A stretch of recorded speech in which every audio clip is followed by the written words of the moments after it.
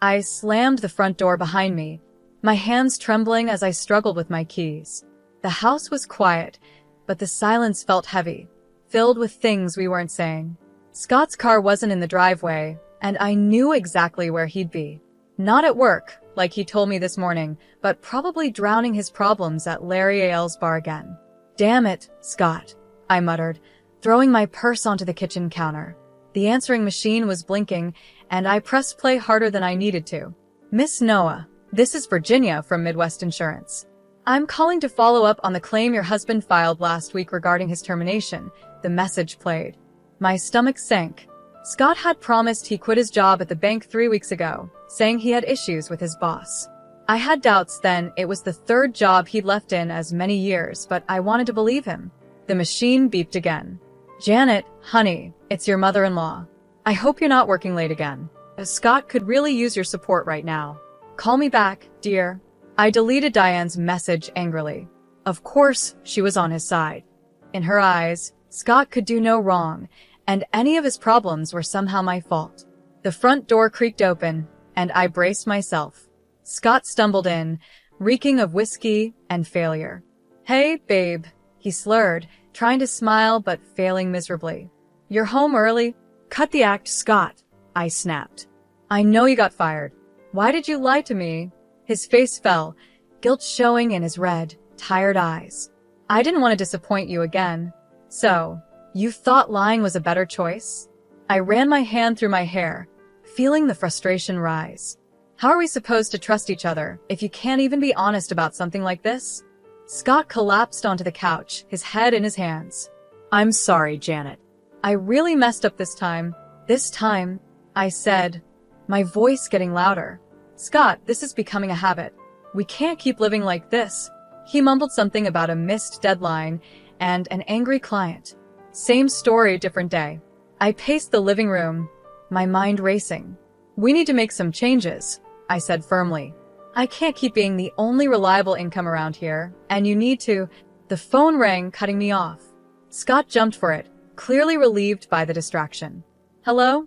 "Oh, hi, Mom," he said, giving me a look that begged for a break from the argument. I rolled my eyes and headed to the kitchen, needing a break. As I filled a glass of water, I could hear Scott's voice from the other room. "Yeah, Janet's here. She found out about the job." Then, in a quieter tone, he added, "No, I haven't told her that part yet." I froze, gripping the glass tightly. What else was he hiding?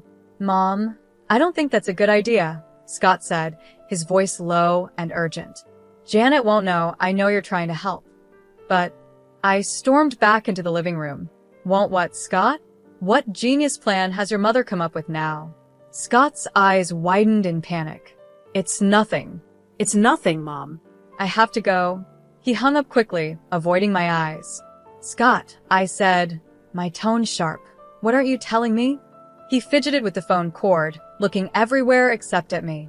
"It's just Mom thought it might be good if she came to stay with us for a while, to help out." The glass slipped from my hand, smashing on the hardwood floor. Water and broken glass scattered at my feet, a perfect image of how messed up our life had become. "Your mother," I said slowly, "wants to move in with us?" Scott nodded miserably. "Just for a little while, until I can get back on my feet." I stared at him, speechless. This was a nightmare. Diane, with her constant judgment and snide comments, living in our home? The very thought made my skin crawl. "Janet, please," Scott begged. "It won't be for long. We need the help, and I cut him off, my voice cold. "There is no we in this decision, Scott. You and your mother don't get to decide how we handle your mistakes." I turned, carefully stepping over the broken glass. "Clean this up," I said over my shoulder. "I need some air." I grabbed my keys and headed for the door. "Janet, wait," Scott called after me. "Where are you going?" I paused with my hand on the doorknob. "To figure out how to fix the mess you've made of our lives," I replied without turning around. And Scott, don't wait up. The next morning, I stormed into my office, my head pounding from a night of tossing and turning. The last thing I needed was to deal with Diane's judgmental attitude on top of Scott's lies. But there was her number flashing on my phone as it rang over and over. "Janet speaking," I answered stiffly. bracing myself. Janet, dear. Diane's sugary voice came through the line, dripping with fake concern. I hope I'm not disturbing your very important work. I clenched my teeth. What can I do for you, Diane? I'm worried about Scott, she sighed dramatically. He's been so down lately. I can't help but wonder if your career focus might be affecting him, Diane said. My grip on the phone tightened. Excuse me? Well, you know how men are, Diane continued, completely unaware of the anger building inside me. They need support, attention. Scott's always been sensitive. Maybe if you were home more, Diane. I cut her off, my voice low and controlled. Scott is a grown man. His job troubles are his own responsibility. But as his wife, I interrupted, I've been supporting us financially for years while Scott jumps from job to job. Don't you dare suggest this is my fault. Diane gasped, clearly offended. I'm only trying to help, Janet. Someone needs to be there for Scott, and if you're too busy climbing the corporate ladder... Stop right there, I snapped. My career isn't the problem. Scott's inability to keep a job is. And frankly, Diane, your constant babying isn't helping him. Well, I never, she huffed. If that's how you feel, maybe I should come stay with you two for a while. Scott clearly needs some support at home. A chill ran through me. That won't be necessary, I said firmly. Scott and I can manage our own problems.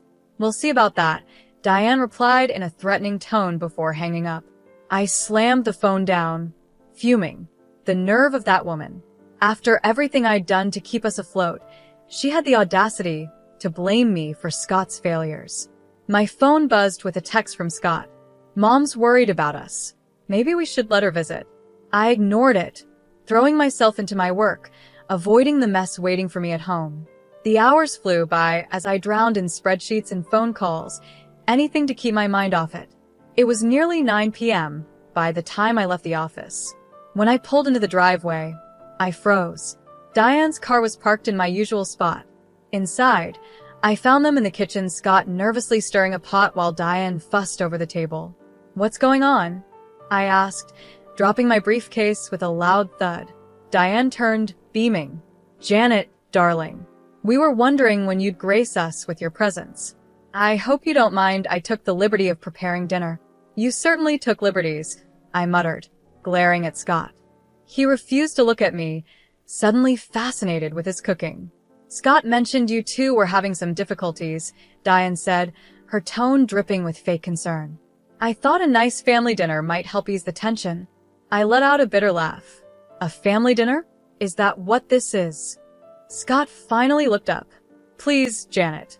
Mom's just trying to help. Helps? I snapped. By ambushing me in my own home? By blaming me for your problems? Diane gasped. I would never. Save it. I cut her off. I heard enough this morning.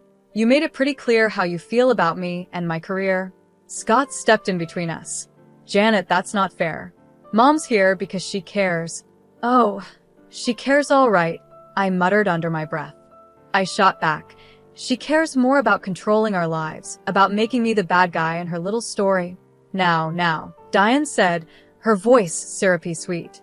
I know you're under a lot of stress, but there's no need for dramatics. Why don't we all sit down and... No, I said firmly. I'm not doing this, not tonight. I turned to Scott. You invited her without even asking me, didn't you? His guilty look said it all. I grabbed my keys, my hands trembling with anger. Janet, wait, Scott called as I headed for the door. Where are you going? I paused, my hand on the doorknob. Somewhere I'm actually wanted, I replied coldly. Enjoy your family dinner. I slammed the door behind me, and as I walked away, I heard Diane's voice drift out. Well, I never. Scott, darling, you really need to do something about that wife of yours. I got in my car and drove, tears blurring my vision. How had my life ended up like this? And more importantly, how was I going to fix it? The next day, after a long day at work, I pulled into the driveway, my stomach twisting at the sight of Diane's car still parked in the same spot. She had been here for a week. Taking a deep breath, I braced myself and went inside. The living room was a mess. Diane's belongings were scattered everywhere, suitcases overflowing with clothes, boxes stacked high, and framed pictures of her and Scott covering every surface. "What the hell is going on?" I demanded, my voice echoing through the house. Scott walked out of the kitchen, looking embarrassed. "Janet, honey, I can explain." Scott invited me to stay for a while. Diane cut in, sweeping into the room with a smug smile. "Isn't it wonderful? Now I can help around the house and give you more time to focus on your career." I felt the blood drain from my face. "Stay? For how long?" Scott shuffled his feet, avoiding my eyes. "Well, you see, Mom's having some financial problems. I thought she could live with us until she gets back on her feet." "Live with us?" I repeated, my voice rising. "Scott, we can barely support ourselves. How are we supposed to support your mother too?" Diane clicked her tongue. "Now, Janet, there's no need to be so dramatic.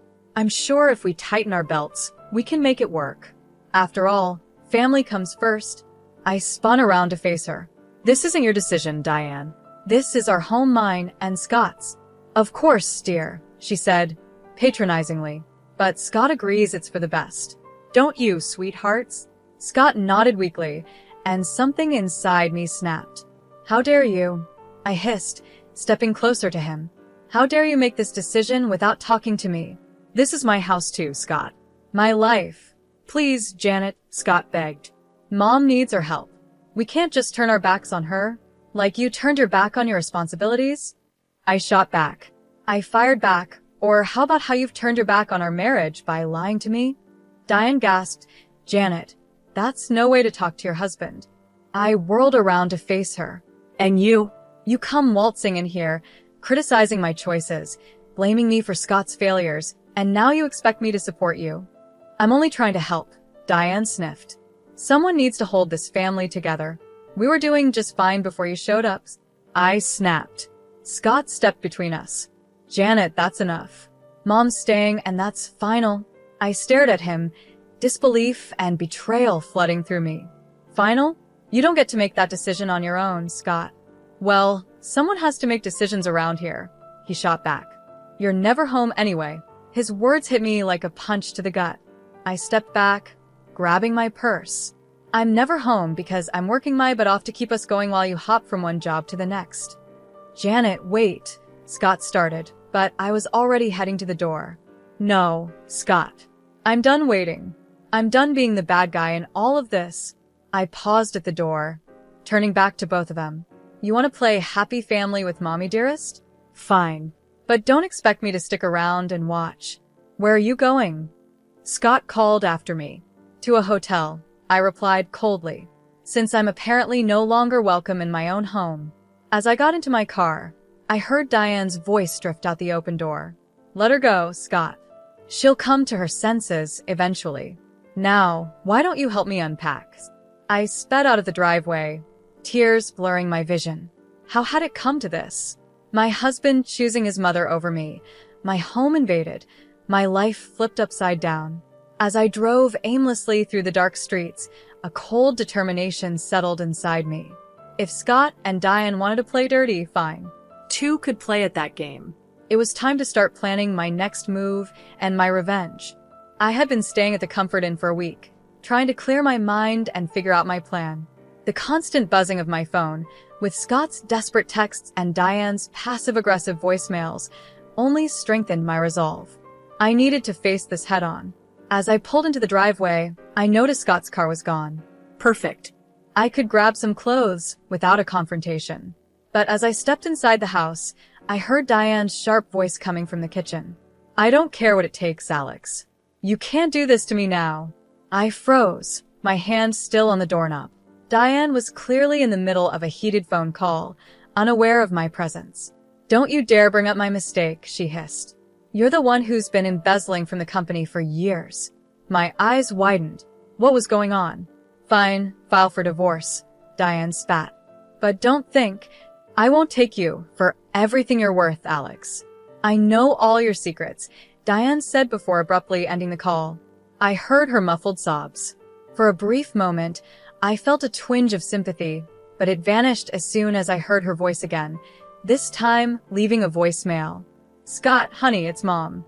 Listen, I need you to talk to Janet about accessing some of your joint savings. It's just a small loan to get me through. I'm sure she'll understand we're family, after all. A surge of anger shot through me.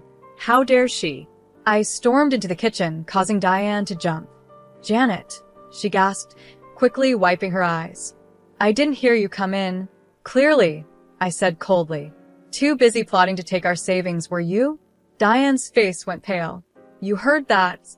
Every word, I said, my voice steady. Including your lovely conversation with Alex. Cheating on him and stealing money. Diane? My what would the neighbors say? You don't understand, Diane pleaded, her earlier confidence crumbling. Alex is trying to ruin me. I need help. I let out a bitter laugh. And your solution is to ruin us instead? To take our money while you've been living comfortably off stolen cash for years. It wasn't like that, Diane protested.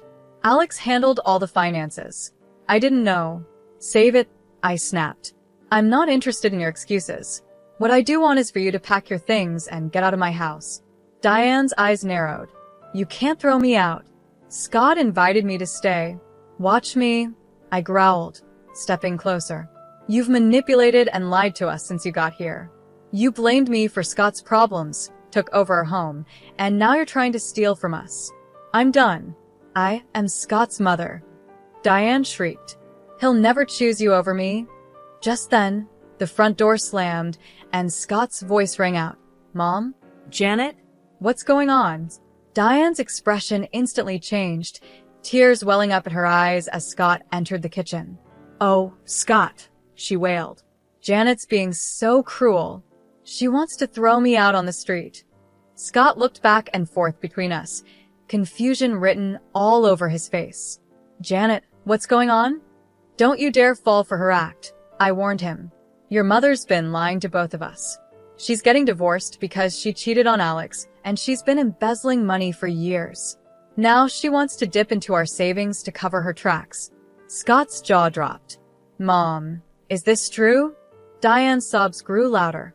Scott, please, you don't understand. I had no choice. I turned to Scott, my voice firm. It's time to decide, Scott. Either she goes or I do. For good this time. The tension in the room was thick as Scott looked between his tearful mother and me, standing firm. I could see the conflict in his eyes, years of being manipulated by his mother now colliding with the harsh truth in front of him. Scott, I said, urging him to decide. I spoke softly but firmly. This is it, Scott. This is the moment that decides our future. Choose wisely. As Scott opened his mouth to speak, I held my breath, knowing that whatever he said next would change all our lives. His eyes flickered between Diane and me, his face full of confusion and pain. I need some time to think, he stammered, backing out of the kitchen. Scott, please.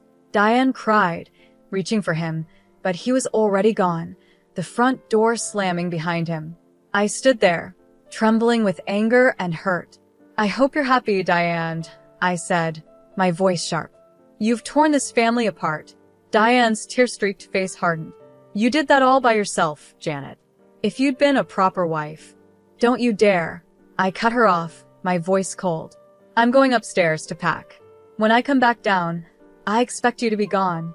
I stormed upstairs, my mind racing as I threw clothes into a suitcase. Then I heard her voice again. Diane was on the phone. I quietly crept to the top of the stairs to listen. Alex, please, she was saying, her voice desperate. I need more time. No, don't call the lawyers yet. I have a plan. My blood ran cold. What was she up to now? Scott and Janet have savings, Diane continued. If I can just get access to them, no, they don't suspect anything. Janet's too busy with her career to notice. I gripped the banister, my knuckles turning white. She was planning to steal from us. Just give me a week, Diane pleaded. I'll get the money, and we can make this all go away.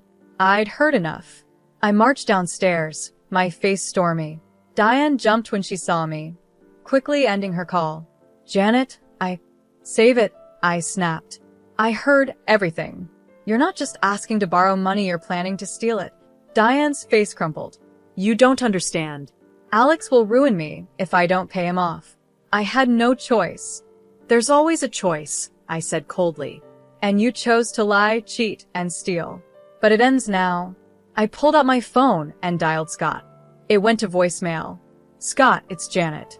Your mother is planning to steal our savings to pay off Alex. Come home now. We need to talk. Diane lunged at me, trying to grab the phone. You can't do this, she shrieked. I dodged her, my voice rising. Watch me. It's over, Diane. Your lies, your manipulation. All of it. Just then, the front door opened. Scott walked in, his face pale. I heard everything, he said quietly. The voicemail came through while I was sitting in the car. Diane collapsed onto the couch, sobbing. Scott, sweetheart, please, you don't understand. I understand perfectly, Scott interrupted, his voice firm. You've been lying to us, using us, and now you were going to steal from us. I felt a glimmer of hope. Was Scott finally seeing the truth? But then he turned to me, his eyes cold. And you, Janet? You've been so wrapped up in your job that you didn't even notice what was happening in our own home. My jaw dropped. Are you serious right now? I've been the one supporting us while you can't keep a job. I've been dealing with your mother's constant criticism and manipulation. Scott shook his head. Maybe if you'd been around more, none of this would have happened. I stared at him, disbelief and fury churning inside me. In that moment, I saw my future, one where I would always be blamed, where I would never be enough, where I would sacrifice everything for a man who would always choose his mother over me. You know what? I said, my voice cold and calm. You're right, Scott. I haven't been around enough. So let me fix that right now. I grabbed my suitcase and headed for the door. Janet, wait. Where are you going? Scott called after me. I paused at the door, looking back at the two people who had betrayed me so deeply. I'm leaving, I said firmly. For good this time. You two deserve each other. As I walked out, I heard Diane's smug whisper to Scott. It's for the best, darling. Now, about that savings account. I got into my car, my hands shaking as I gripped the steering wheel. This wasn't just about leaving anymore. It was about protecting myself and everything I had worked for. It was time to call a lawyer and start divorce proceedings. If Scott and Diane wanted to play dirty, I'd show them just how strong I could be. 3 weeks later, I sat in my lawyer Nicole's office, going over the divorce papers for what felt like the 100th time. I was determined to protect myself and my assets. Everything looks good, Janet, Nicole said. We've frozen the joint accounts, and Scott can't touch your personal savings. Are you ready to file? I took a deep breath, my hand hovering over the papers. This was at the point of no return. Just as I was about to sign, my phone buzzed. Diane's number flashed on the screen. Ignore it, Nicole advised, but something made me hesitate. I should at least hear what she has to say, I muttered, answering the call. Janet, Diane's voice was surprisingly small. Please don't hang up.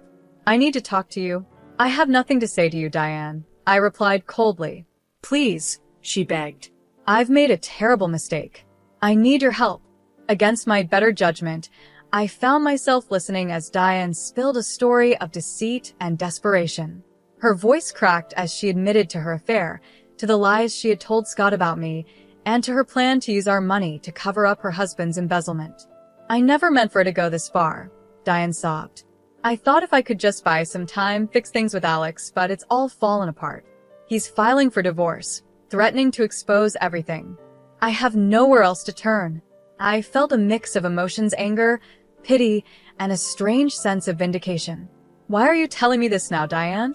Because I realize now how wrong I was, she whispered. About everything about you. I need your help, Janet. Not just for me, but for Scott too. My heart clenched at the mention of Scott's name. What about Scott? Her voice trembled. He's a mess, Janet. He finally sees the truth, but he doesn't know how to fix things. He misses you terribly. I closed my eyes, fighting back tears. It's too late for that, Diane. I'm at my lawyer's office right now, about to file for divorce. No, Diane cried. Please, Janet, give us a chance to make this right. I'll tell Scott everything, I swear. Just come home. Let's talk face to face. I looked at the divorce papers in front of me, then at Nicole, my lawyer, who was watching me with concern. I need to think about this, I said finally. Of course, Diane replied. a hint of hope in her voice. Take all the time you need. We'll be here. I ended the call, my mind spinning. Nicole leaned forward, her brow furrowed. Janet, whatever she said, remember why you're here. Don't let her manipulate you again. I nodded absently, but my resolve was weakening. What if Diane was telling the truth? What if this was my chance to finally get the whole story, to confront both her and Scott with all the facts? I need to go, I said suddenly, standing up. I'm sorry, Nicole. I need to see this through. Nicole sighed but nodded. Be careful, Janet. And call me if you need anything. As I drove back to the house, was it still home? My emotions swirled. Part of me screamed that this was a trap, that Diane and Scott would never change. But another part, a small part, one thought I had silenced, whispered of hope and second chances. I pulled into the driveway, my heart pounding. The house looked the same, but everything felt different. As I approached the front door, I saw Scott through the window, pacing anxiously. Our eyes met, and I saw a flicker of relief on his face.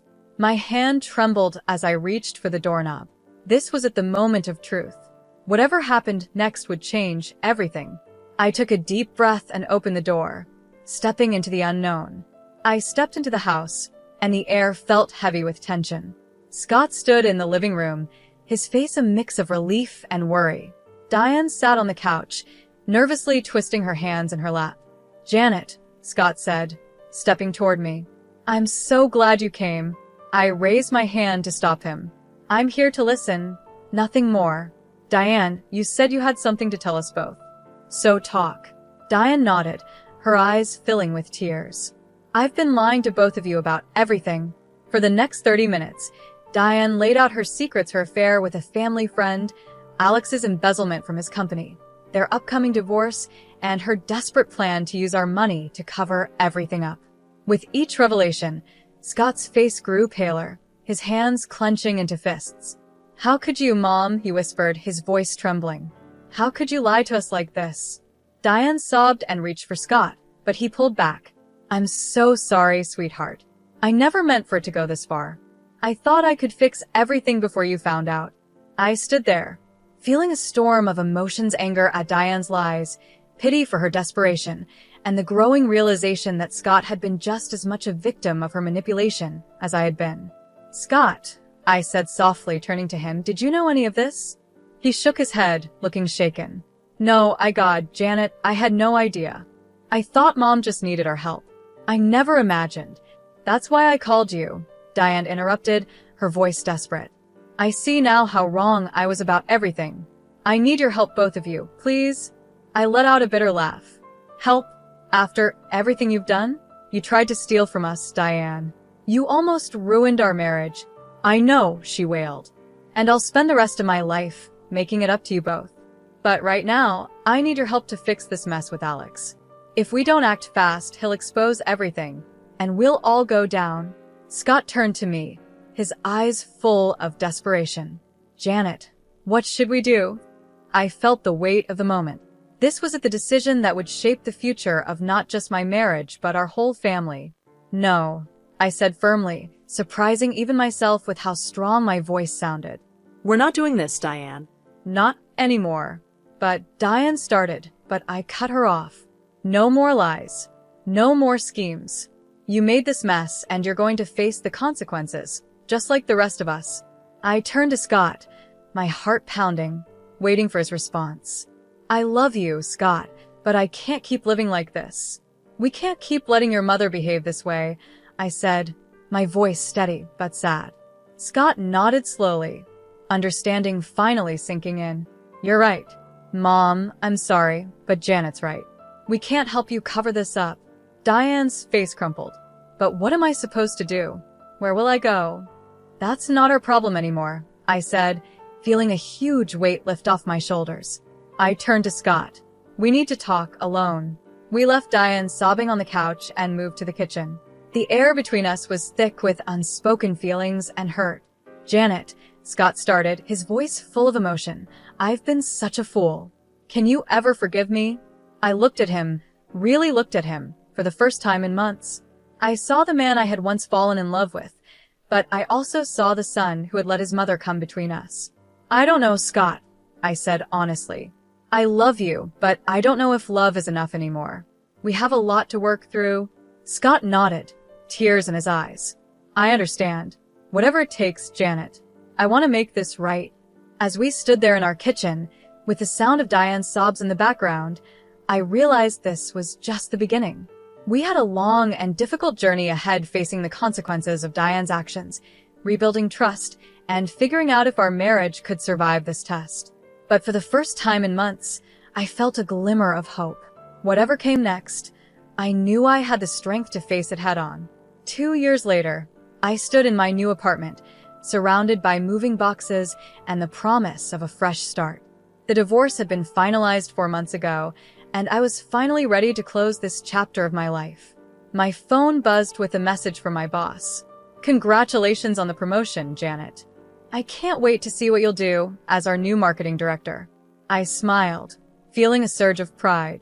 This was what I had been working for: recognition for my skills and hard work, not judgment for being ambitious. As I unpacked, I came across a photo of Scott and me from happier times. A wave of sadness hit me, but it quickly passed, replaced by a sense of peace. We had tried to make things work after Diane's confession, but the trust had been too deeply damaged.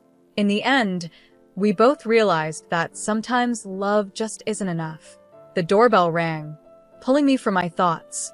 When I opened the door, I was surprised to see Diane standing there. She looked older and more worn down than I remembered. "Janet," she said softly, "I hope I'm not bothering you. I just wanted to apologize again and give you this." She handed me an envelope. Inside was a check for a large sum, much more than she had tried to take from us. "It's everything I have," Diane said, her voice trembling. "I sold the house, my jewelry. I want to make up for what I did to you and Scott," Diane said, her voice trembling. She handed me the check, and I stared at it, emotions swirling inside me. "Diane," I began, but she cut me off. "I know this won't fix anything, but I hope it helps you start your new life. I see that now." Looking at this woman who had caused me so much pain, I realized my anger had faded. "Thank you, Diane, but I don't need this. I've already started my new life." I handed the check back to her. "Use it to start over for yourself. Learn from this and be better." Diane's eyes filled with tears. "You're an incredible woman, Janet. I'm sorry I didn't realize that sooner." After she left, I sat on my new couch, trying to process everything. My phone buzzed again, this time a text from Scott. "Heard about your promotion. Congratulations, Janet. You always were the strong one." I smiled sadly, and I typed back a simple thank you. As I hit send, it hit me: this was truly the end of an era. Scott and Diane would always be part of my past, but they no longer had any hold over my future. I walked over to the window, gazing out at the city skyline. My new life stretched out in front of me, full of possibilities. No more compromising my dreams, no more dimming my light to make others feel comfortable. I was free to be myself completely and unapologetically. As the sun set, painting the sky in shades of orange and pink, I felt excitement building inside me. Tomorrow was a new day, the first of many, and I was ready to embrace it, stronger and wiser than before.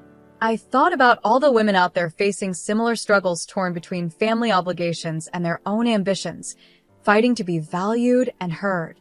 I hoped my story would inspire them to stand up for themselves and demand the love and respect they deserved. At that moment, I made a promise to myself. I would use my new position not just to move my career forward, but to mentor other women, to help them find their voices and pursue their dreams. My journey had been hard, but it had taught me invaluable lessons about resilience, self-worth, and the power of staying true to who you are. As night fell, I raised a glass to my reflection in the window. "Here's to new beginnings," I whispered, "to strength, to growth, and to never settling for less than you deserve." The future was bright, and for the first time in years, I felt truly, genuinely happy. Whatever challenges came my way, I knew I had the strength to face them. After all, I was Janet, resilient, ambitious, and finally, gloriously free.